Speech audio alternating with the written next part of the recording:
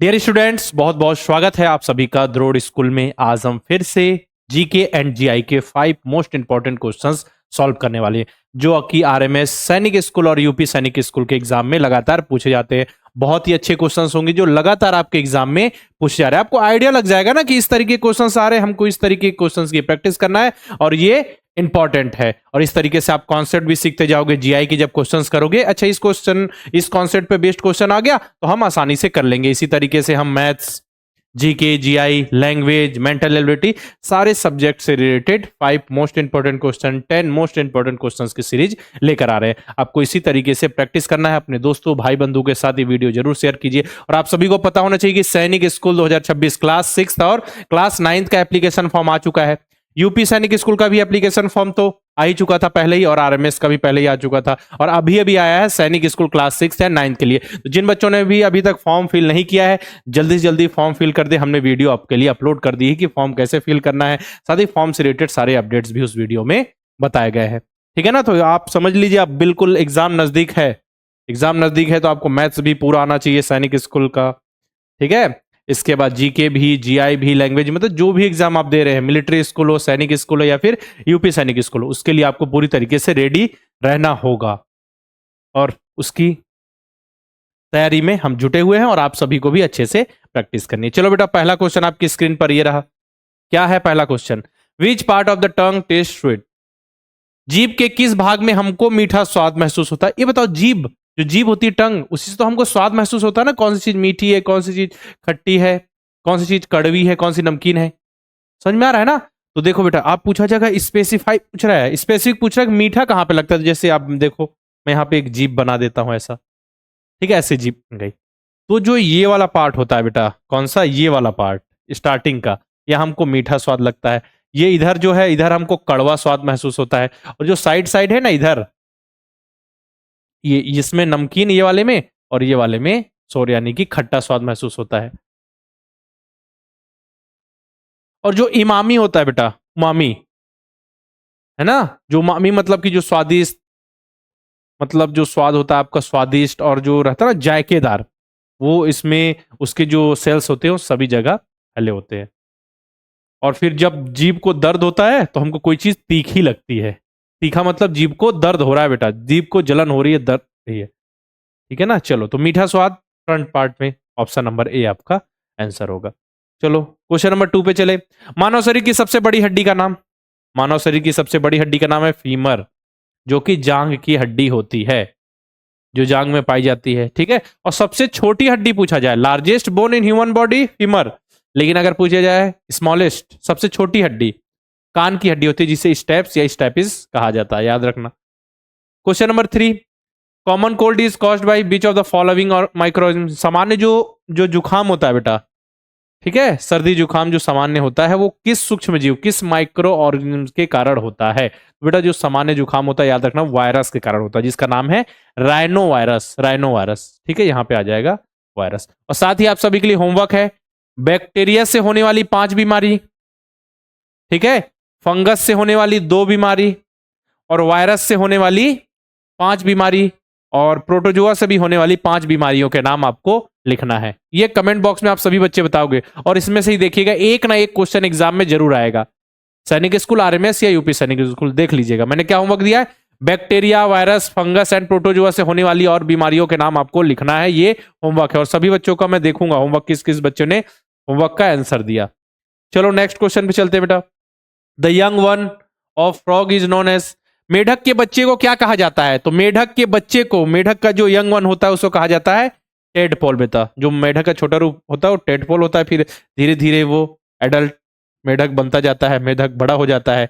वो ग्रो कब करता है? जब पानी में आयोडीन की मात्रा हो, क्योंकि थायरॉक्सिन जो हार्मोन है उससे इसको जो ग्रोथ में इसको मदद मिलती है ना, तब जाकर जो मेढक होता है बड़ा, मतलब एडल्ट मेढक बनता है। अगर पानी में आयोडीन की कमी हो गई, थायरॉक्सिन हार्मोन रिलीज ही नहीं होगा, तो इसकी ग्रोथ कई बार रुक जाती है, कई बार जो टेडपोल्स हैं वो मर जाते हैं। समझ में आ रहा है? चलो, और बाकी आपको कौन, किस एनिमल का यंग वन है बताना है। डियर फॉन याद कराया था, किटेन किस एनिमल का यंग वन है बताना है, फॉल किस एनिमल का यंग वन है, आपको बताना है कमेंट बॉक्स में लिखकर। यही सब आएगा बेटा, कुछ अलग से नहीं आने वाला। Next, what is the name of the chief of the naval staff of Indian navy? भारतीय नौसेना के प्रमुख कौन है? वर्तमान में अभी भारतीय नौसेना के प्रमुख कौन है? तो डिफेंस वाले चैप्टर से पूछा जा सकता है। ठीक है, तो भारतीय नौसेना की बात हो रही है तो कौन है? एडमिरल दिनेश के त्रिपाठी। और अगर बात करेंगे इंडियन आर्मी, तो इंडियन आर्मी के कौन है बेटा? देख लो, जनरल उपेंद्र द्विवेदी। अगर इंडियन एयरफोर्स की बात हो बेटा, तो इंडियन एयरफोर्स के हेड जो है अभी चीफ है, कौन है? Air chief marshal Amarpreet Singh. और जो उनकी जो रैंक है, हाईएस्ट रैंक, उनको हमको जरूर ऐड करना है। जैसे कि अगर हम नेवी में बात करें तो एडमिरल, इसमें जनरल, एयर चीफ मार्शल, तो ये बिल्कुल आपको याद रखना है। ठीक है, साथ ही आपके लिए एक होमवर्क है, इंडियन आर्मी डे कब मनाया जाता है, इंडियन नेवी डे कब मनाया जाता है और इंडियन एयरफोर्स डे कब मनाया जाता है? ये तीनों क्वेश्चंस का आंसर मुझे चाहिए। अगर आप बताओगे तो समझ लीजिए आपको बहुत ज्यादा फायदा होने वाला है, क्योंकि ऐसे ही क्वेश्चन आएंगे, कुछ अलग से नहीं पूछा जाता बेटा। ठीक है, इस तरीके से हमने जीके के क्वेश्चंस कर लिए। और बाकी आप सभी को मैं बता देना चाहता हूं, जीके का स्पेशल बैच हमने स्टार्ट किया है, जिसमें हम क्लास 6 लेवल का जो सैनिक स्कूल और यूपी सैनिक स्कूल आरएमएस का जीके कवर करेंगे। अभी 4-5 चैप्टर हुए हैं। अगर आप चाहते हैं अच्छे से जीके समाप्त करना, क्योंकि एग्जाम नजदीक है, जीके में इतनी सारी चीजें याद करनी होती है, सारी चीजें सिस्टमेटिक, सिलेबस बेस्ड बहुत अच्छे से हम आपको पढ़ाएंगे, तो आप इनरोल कर सकते हैं। यहाँ प्रैक्टिस सीट, चैप्टर टेस्ट भी आपको प्रोवाइड किए जाएंगे इस बैच में। तो आप इनरोल करके बहुत ही बेहतरीन ढंग से अपनी तैयारी को फाइनल टच दे सकते हैं। ठीक है, द्रोड़ स्कूल के ऐप में जाएंगे तो ये वाला बैच आपको मिल जाएगा। इस पे इनरोल करके आप लास्ट समय में जीके अच्छे से पढ़ सकते हैं। चलिए, आप सभी के लिए एक और होमवर्क है, what is the vehicle of lord Ganesh? भगवान गणेश का वाहक कौन सा है? ठीक है, भगवान गणेश के वाहन का नाम आपको लिखना है। What is the vehicle of lord Ganesh? भगवान गणेश का वाहन कौन सा है? Peacock, mouse, lion and elephant. Comment box में आंसर मुझे चाहिए।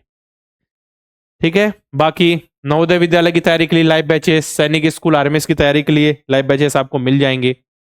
द्रोड़ स्कूल का ऐप आप इंस्टॉल करेंगे, वहां पे practice sheet, chapter test, model paper, mock test, सारी चीजें होती है बैच में ना। अलग से अगर आपको मॉडल पेपर, मॉक टेस्ट में एनरोल करना है तो वहां मिल जाएंगे, और आपको लाइव बैचेस मिल जाएंगे, रिकॉर्डेड बैचेस मिल जाएंगे तैयारी के लिए। तो आप बिल्कुल एनरोल करके तैयारी कर सकते हैं। अब देखिए बेटा, जीआई के क्वेश्चन करें, जनरल इंटेलिजेंस के। अब ये बता दो जरा, which year calendar will the same as 2018? मतलब किस वर्ष का कैलेंडर जो होगा ना 2018 के बिल्कुल समान होगा, सेम टू सेम होगा। इसका कॉन्सेप्ट मैंने बताया है ना बेटा।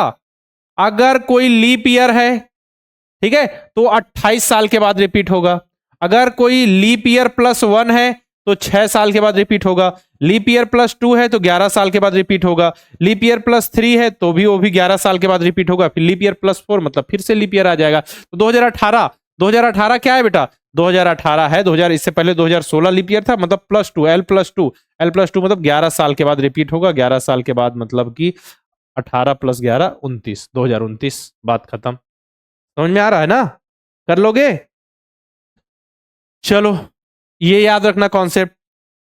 क्वेश्चन सेकेंड बेटा, AT = 20, BAT = 40, CAT = देखो AT क्या बात हो रही बेटा? AT मतलब है 1 और T की प्लेस वैल्यू 20, 1 × 20 = 20 हो गया। फिर क्या है? बैट है, तो बैट में सबकी प्लेस वैल्यू 2, A की 1 × 20, तो ये हो गया 40 हो गया बेटा। अब ऐसी कैट है, तो देखो 3 × 1 × 20 = 60 होना चाहिए। देखो ऑप्शन में है या नहीं 60? Option number C. ऐसे आराम से सॉल्व हो जाएंगे बेटा, बस आप ध्यान से सॉल्व करो और तरीका सीखते जाओ। ज्यादा से ज्यादा क्वेश्चन की प्रैक्टिस कराएंगे तो आपको आइडिया लगेगा। इस तरीके क्वेश्चन आया तो आप तुरंत कर लोगे, है ना। चलो, question number 3, what will come in the place of question mark? मतलब क्वेश्चन मार्क की जगह पे कौन सा आएगा? सीरीज का क्वेश्चन है बेटा, ये ग्रुप ऑफ लेटर्स है। तो देखो, जब भी आप सीरीज में ऐसा करो तो एक एक पहला लेटर इसका, देखो ये कॉमा लगा हुआ है, कॉमा, तो इसमें पहला लेटर ए है, इसमें ई है, इसमें आई है, इसमें एम है। मतलब ए की प्लेस वैल्यू 1, ई की 5, आई की 9 और एम की 13, मतलब 4 4 बढ़ता जा रहा है। तो एम की 13, 13 + 4 17, 17 किसकी प्लेस वैल्यू होती है बेटा? बोलो। पी की नहीं, पी की 16 होती है, क्यू की, तो क्यू आ गया पहला। इसके बाद बी, देखो यहाँ बी है, यहाँ एफ है, फिर जे है, फिर एन है। तो देखो 2, 6, 10, 14, 14 14 के बाद 4 18 मतलब क्यू आर। ठीक है, सी के बाद देखो यहाँ पे जी है, तो जी 7 नंबर पे, के है 11, एम 15, 15 के बाद 4, 15 4 19, Q R S option number. मतलब क्या हुआ है, जितने भी जो लेटर्स हैं, फर्स्ट लेटर 4 इंक्रीज होता जा रहा है सब में का, सेकेंड लेटर 4 इंक्रीज हो जा रहा है +4, थर्ड वाला भी +4 होता जा रहा है ना, तो क्यू आर एस आपका आंसर हो जाएगा, सिंपल सा। कर लोगे ना, आराम से कर लोगे, मुझे भरोसा है आप सभी पर। ठीक, चलो question number 4, choose the word which can not be form from the given word. मतलब जो आपको ये वर्ड दिया हुआ है ना, इसमें जो भी लेटर्स यूज हुए हैं उनका यूज करके इन 4 ऑप्शन में से आप क्या नहीं बना सकते। ठीक है, फॉरेस्ट बन सकता है क्या, FOREST, बिल्कुल फॉरेस्ट बन सकता है। देखना, जितनी बार जो लेटर आया होगा उतनी बार उसका आप यूज कर सकते हैं, ऐसा नहीं किसी का आप डबल तिबल यूज कर रहे हैं। ठीक है, साइड देखो, साइड बन सकता है क्या, साइट नहीं बन सकता क्योंकि इसमें आई आ गया, आई है नहीं। वाटर बन सकता है, वाटर, हाँ वाटर बन सकता है। सॉफ्ट बन सकता है, सॉफ्ट भी बन सकता है। और पूछा क्या है, कौन सा नहीं बन सकता, मतलब कि साइट नहीं बन सकता, और ऑप्शन नंबर जो बी है सॉरी, ऑप्शन नंबर बी जो होगा आपका आंसर होगा, क्योंकि वो नहीं बन सकता, बात खत्म। क्वेश्चन नंबर 5 बेटा, find the odd word from the group. निम्न शब्द समूह में से विषम शब्द समूह का चयन करना है। ठीक है, चलो देख लेते हैं विषम शब्द समूह। एनवायरमेंट डे, मतलब पर्यावरण दिवस कब मनाया जाता है, पर्यावरण दिवस तो 5 जून को मनाया जाता है बेटा, कब, 5 जून को।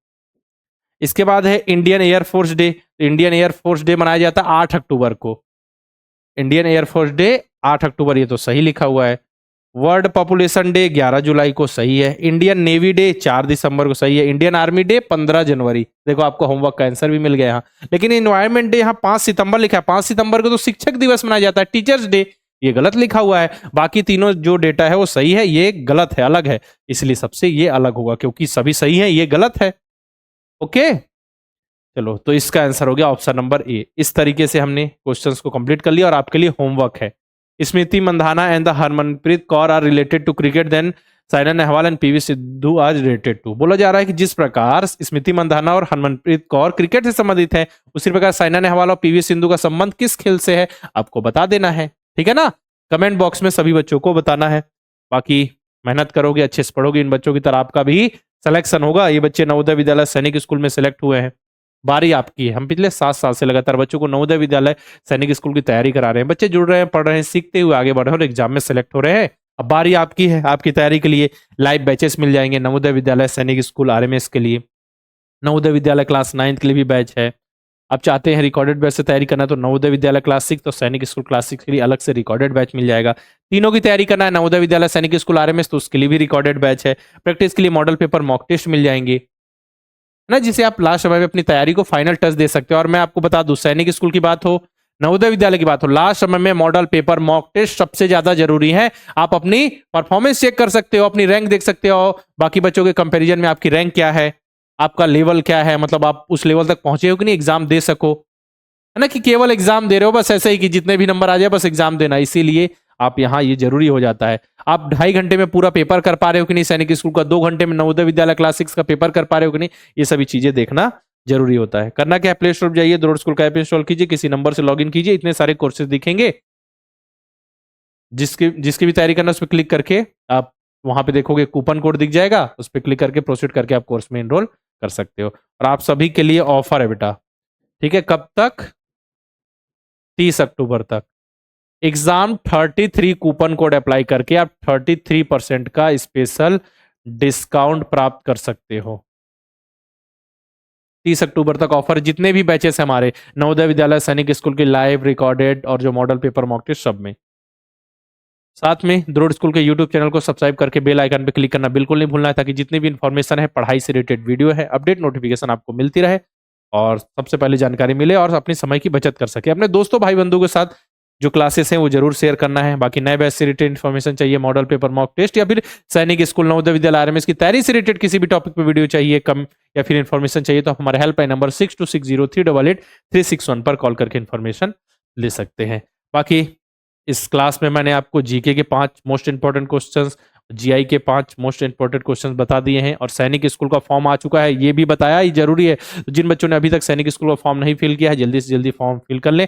बाकी नवोदय विद्यालय, सैनिक स्कूल, आरएमएस की तैयारी से रिलेटेड किसी भी टॉपिक पे वीडियो चाहिए तो आप कमेंट बॉक्स में लिखिए, और जितने भी क्वेश्चन मैंने होमवर्क में दिए हैं उन क्वेश्चंस का आंसर जरूर देना है और अपना नाम लिख देना है, ठीक है। और जितने भी क्वेश्चन पूछे लाइन से लिखते जाना, क्योंकि इंपॉर्टेंट बेटा देखिएगा, एक आध क्वेश्चन वहीं से फंस जाएंगे।